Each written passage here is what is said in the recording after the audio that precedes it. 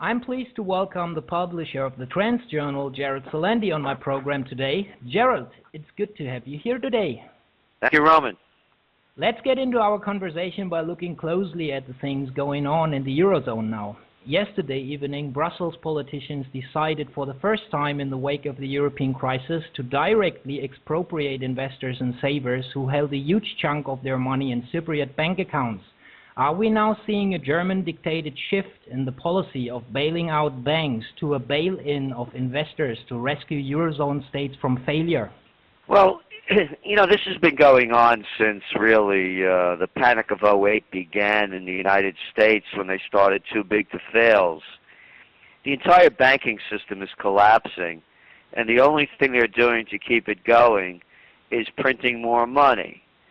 And of course, the Eurozone doesn't have the privilege of printing like the American press does, so they just do it a different way with their long-term refinancing operations and ongoing monetary transactions. And then, of course, changing basically all of the rules of the Lisbon and Maastricht treaties, and just making the euro anything they want it to be when it doesn't work. So what we're seeing in Cyprus is really the beginning of the unraveling. And it first began, of course, the depositors with under 100,000 euros were supposed to be protected. And when the news first came out, they found out that they weren't protected. There was really no guarantees at all. And now they're making it seem as though if you have more than 100,000 euros, you deserve to get a portion of that confiscated. And this is nothing more than thievery. And they put these white shoe boy handles on what is really just outright theft. And that is, they call it a haircut or a tax on deposits. It's stealing money. The Prime Minister of Russia, Medvedev, he said it best. He said that the stealing of what has already been stolen continues. And that's all they're doing. This is one big thievery. First, the stealing came with austerity measures. You remember those lovely terms. Oh, of course. Yeah, that means taking the people's pensions and benefits away from them, increasing taxes as they're losing their jobs and could afford less, increase the retirement ages till after you're dead, and squeezing every kind of penny they can by coming up with all different schemes on how to tax without calling it a tax. So after they've drained all that money out, now this is the next step. And really, when you really get down to this is just nothing more than a mafia. Let's call it what it is. It's the banking mafia. Period, paragraph. And they need money now, so they're knocking out one of the crime families, the Cypriot crime family. They want the action. They need the dough over in Europe because the Spanish are in trouble. The Italians are in trouble. The Greeks are in trouble. The Portuguese, the Irish, the English, the entire European continent, with almost the exception of Germany, is in dire straits. And so all this is just like any other mob bosses that want to take a piece of the other guy's territory as their business shrinks. That's all this is. It's a move by the mob. Cyprus is no different than the Grand Cayman Islands. It's just another place where they wash their dough with low taxes and protection to get your money out of the country for whatever reason you're bringing it out there. Tax breaks or it's dirty money. And anybody have attention deficit disorder?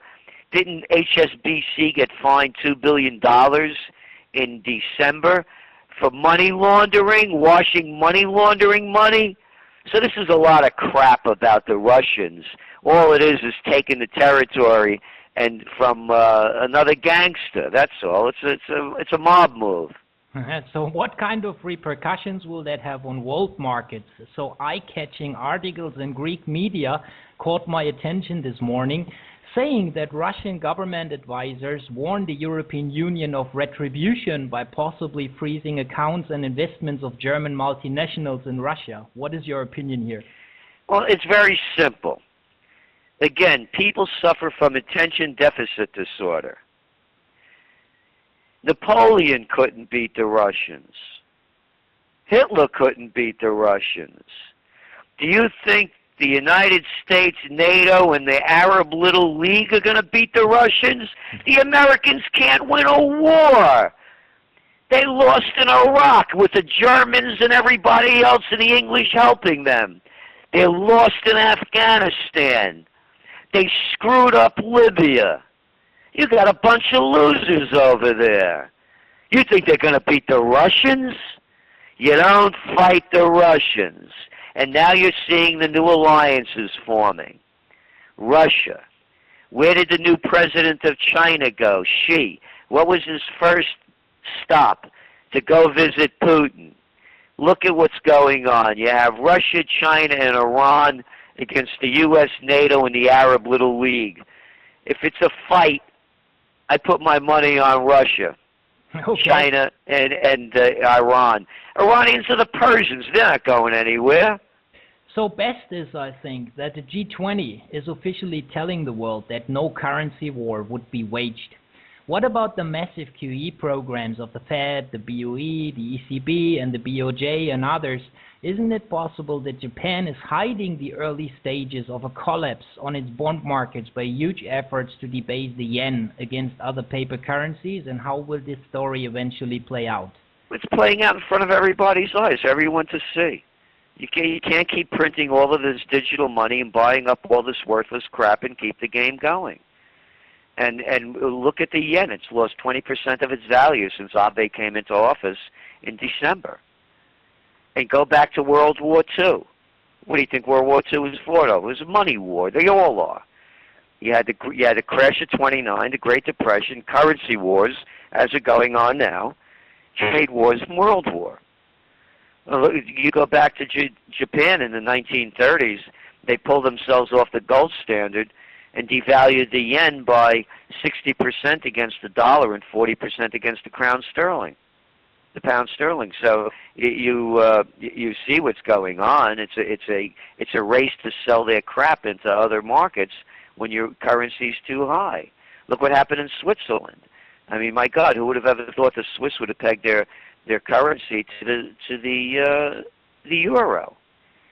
So no, it's a collapse. All these are only details of how it unfolds. But the way I see it unfolding is world war, and that's what they're leading us to. But it'll be different than the last World War, and it also has the potential of being a war of annihilation, with dirty bombs, suitcase-sized nuclear weapons, and biological warfare. You have psychopaths in control. They don't know what they're doing. They're shrewd. They can lie real well, but they're not very bright. And so that's where I see this leading. You have a war in Syria, a war in Libya. You have a war in Yemen, a war in Bahrain. You have class warfare throughout Europe. You have class warfare in Spain. You have class warfare in Italy. You have class warfare in Portugal and in Greece. You have class warfare brewing up in Hungary. You have class warfare in Slovenia. You have class warfare in Romania and Bulgaria. How much more do people have to see? Far too few have much too much, and way too many have much too little. The whole thing is collapsing. And what they're going to do is get the people's attention diverted, just like they did when they began World War II. They couldn't get out of the Depression. They take you to war. History's repeating itself. It's only playing a different tune. Yeah, that would have been exactly my next question, Gerald. So currency wars have always been connected with looming trade wars and even real wars, or let me say world wars. Yeah. So you are really thinking that we are heading for World War III? Look, Obama just went to Israel. What do you think he went there for? To go to the Wailing Wall? I mean, they're doing a deal over there. Did you see what happened after then they had Netanyahu apologize to Turkey for slaughtering innocent people, calling it a logistical error. So now Turkey, every war that the United States has been getting since we under World War II, they've been joining on. Vietnam, Korea, So they're right on board. So the next target is Syria, because once Syria goes, then Iran's left without anyone covering their base. And Iran, then they isolate Iran, and they've already encircled it. And then Russia, of course, wants to get a port now in Cyprus, because when they lose the only port that they have in the Mediterranean is in Syria. Right. So I see Syria as the next target, and then we're watching Egypt unravel in front of us. Tunisia can't get back on track. You have destabilization throughout the entire area, and the psychopaths are making it worse. Oh, I forgot about Mali. Who the hell cared about Mali before the French invaded it? Couldn't be because they can't get over their French Sudan trip that they've been going on since 1890s and had it since 1960, and grabbing, Mali's mining 50 tons of gold a year, and they're right next door to Niger, where the French are getting all the uranium from, because 75% of France's power is nuclear. And they destabilized the entire area from the Libyan war. You can see where this is going. Right. What about the rest of Africa? Again, you have the United States now in 35 countries in Africa with their AFRICOM group. It's a fight for natural resources. Right. That's all it is. It's always about money. People say wars are fought over religion. That's a lot of baloney. They use that as the excuse. It's always about the bottom line, about a bunch of greedy SOBs that can't get enough money or power leading the world to war. The banks are nothing more than criminal operations. And you don't have to ask me. Ask Jesus Christ, the Prince of Peace. What did he call him? Right, but what about, let me ask you about the Asian Pacific region. So the saber rattling between China and Japan, as well as South Korea, North Korea, and the United States is getting louder and louder. So what kind of future developments can we expect here in this region? Well, again, it's going to be more military operations to divert the people's attention away from the calamity that's going on. I mean, the United States just blew up the Middle East, destroyed Iraq, killed 1 million people, spent $1 trillion, and accomplished nothing except killing and destroying a nation. Same thing in Afghanistan. Oh, now they're going to find success in Asia? I mean, come on. How can anybody believe this? It's destruction. The same thing with Abe.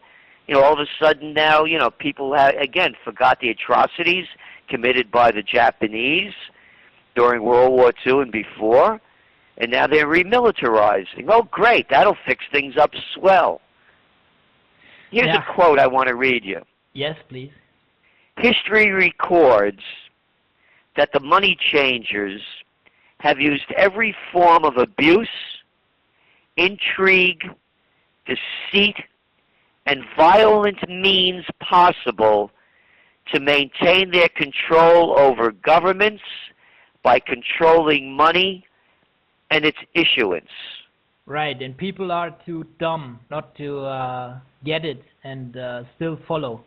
That was the quote of our president, one of the early presidents of the United States, James Madison. Nothing has changed.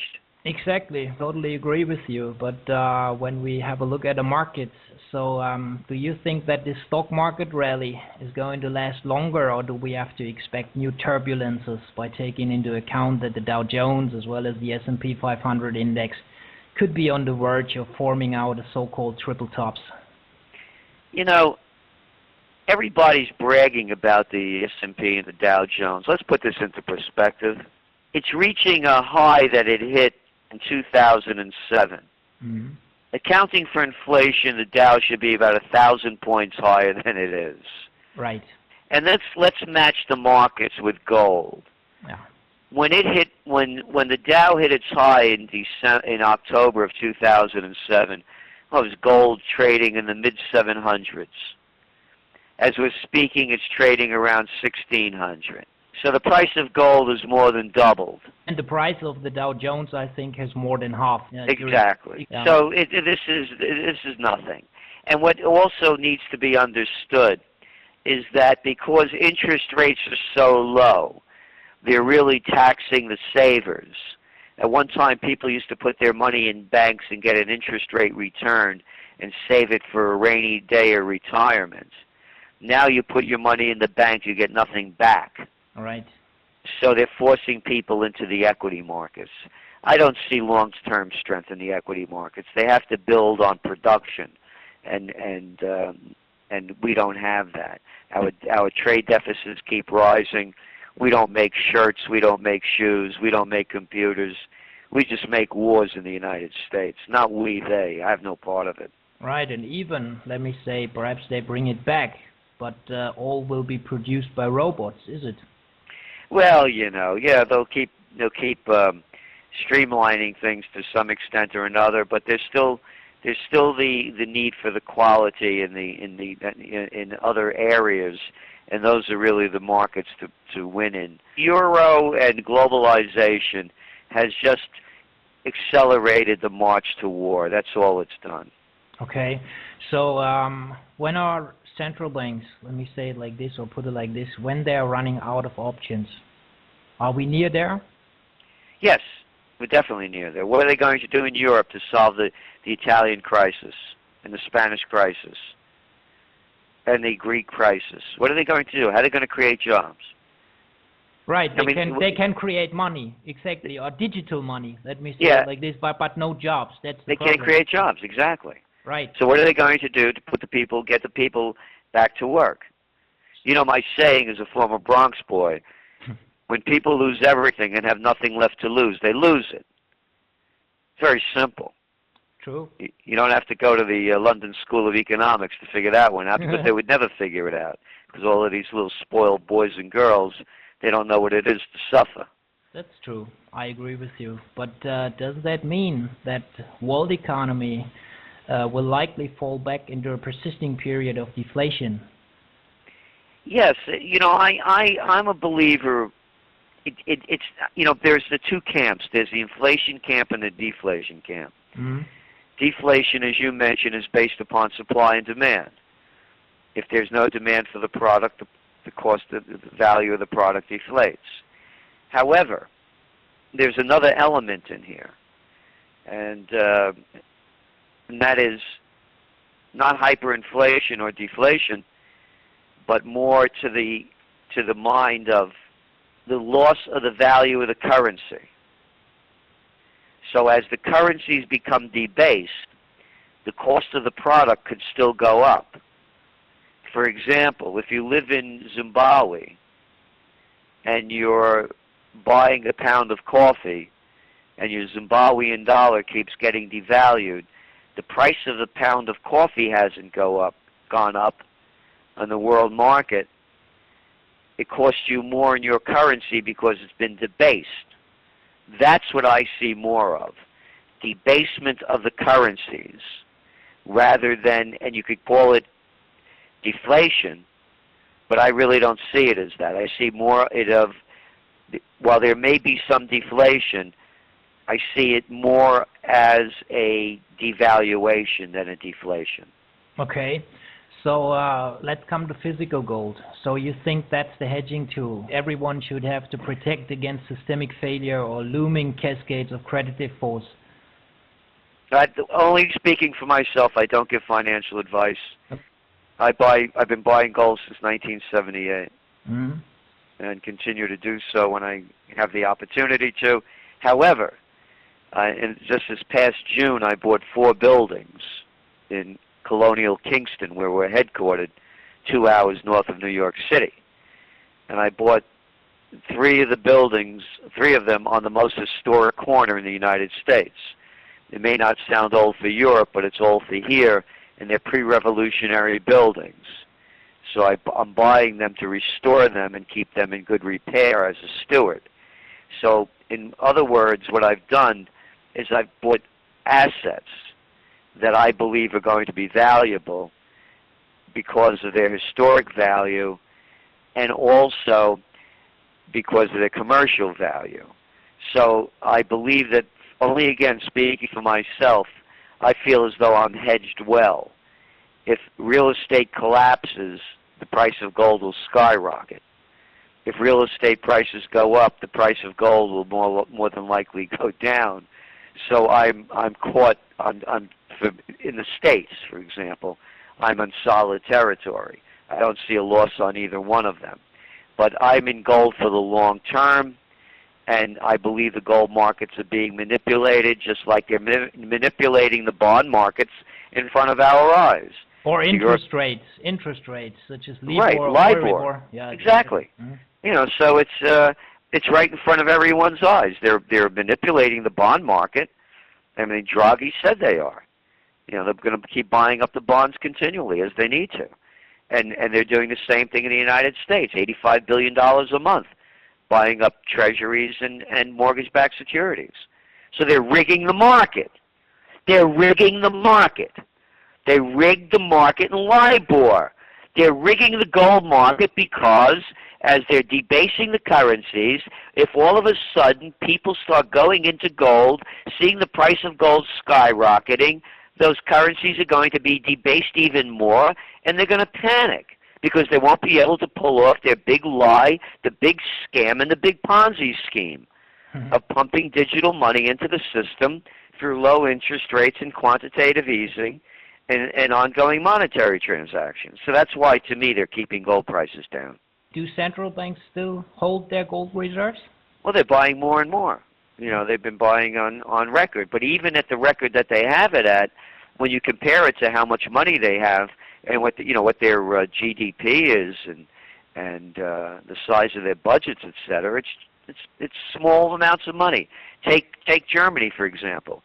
Oh, they're not going to get their gold back until 2020? What, are they going to be bringing it back with carrier pigeons from the United States? You know, what the hell's the big deal over here? You know, really, well, why can't you get it tomorrow? Well, Lufthansa stopped running? You know, who made this? This is a lot of crap. But even what I'm saying, Roman, even if they had it all back, what do they have? About 167 billion euros worth? That's nothing.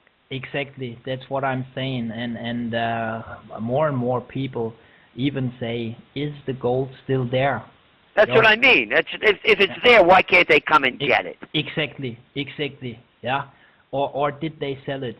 Yeah, back in the 80s, 90s, or whatever. Yeah? Oh, like that moron over there in the UK. That what was it, Brown? Brown, yes. What a jerk. He sold it at the bottom of the market. That's good credentials to become prime minister. Really screw up and suck your way up to the top. When I had my conversation with James Turk, he's been telling me that, yeah, it's possible that governments could confiscate gold again. What's your opinion here? Is it possible? They take you to war. They get your brains blown out. They kill millions of people. Do you think they can confiscate your gold? You think they can blow your brains out if they don't like you? Of course they can. Look what's going on in Cyprus. They confiscated their money. They confiscate your gold. They'll take everything that you have. These are sick people. It's been going on for centuries. So, but what's the best place to store gold? You know, again, let people use their imagination. You know, and to me, if you can't get your hands on it, you don't own it. So, you know, there are good depositories, but, you know, who the hell knows, you know? Nobody knows. And, you know, use your creativity. You know, you have a little yard in the back and you bury it one night. Who the hell's going to know? You got a load of shit in your house, a load of crap in your house all over the place. You think somebody's going to see it? You know, you put $100,000 worth of gold in a coffee can, and they're going to find it with all the other crap you got in your house. If you don't tell anybody and you keep your mouth shut, you use your head. You know. Just not to store it, but just to have it in the garden or in a back room or whatever. Whatever. It's been going on for centuries. Yeah. So, Gerald, all people who want to know more about Gerald's studies and predictions, visit the website TrendsJournal.com. That's right. That's it. Here you'll find a lot more interesting studies and a bunch of future predictions. I want to say thank you for taking the time, Gerald, to make this interview with me. And I wish you well and a lot of success regarding your future operations and studies. Well, thank you. And also, along with the Trends Journal subscriptions, we do Trends in the News videos each day. So you get the real news, not the prostitute news. Thank you very much. So All the best to you. thank you very much.